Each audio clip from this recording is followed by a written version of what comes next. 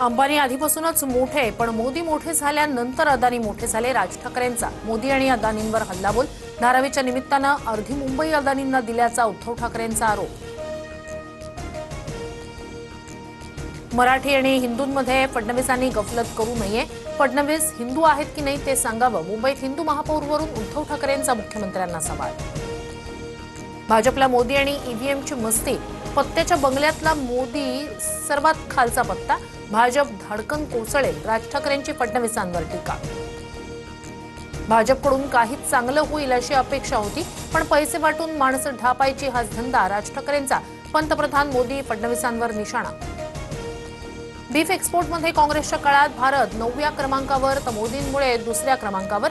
मोदींच्या काळात गायी अधिक मारल्या गेल्या. भाजपनं हिंदुत्व सांगू नये. हिंदुत्वावरून ठाकरेंचा घणाघात. ठाकरे बंधूंची नाशिकमध्ये आज पहिली जाहीर सभा. तर ठाकरेंची शिवसेना, मनसे, पवारांच्या राष्ट्रवादीची शिवतीर्थवर रविवारी ऐतिहासिक सभा होणार. कुणी किती मोठ्या बापाचा असू द्या, मी गुंडगिरी मोडून काढणार. पिंपरी चिंचवडच्या सभेतून अजित पवारांचा इशारा. तर पिंपरीतील 2 गरुडांची मक्तेदारी रॉकी भाई म्हणजेच अजितदादा संपवणार. रोहित पवारांचा महेश लांडगे आणि शंकर जगतापांवर निशाणा.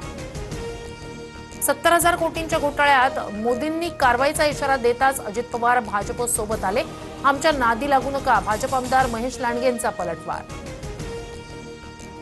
पोरबंदर रोडवरील गायमुख घाटात भीषण अपघात. 5 ते 6 गाड्या एकमेकांना धडकल्या. सुदैवानं जीवितहानी नाही. परिसरात मोठी वाहतूक कोंडी.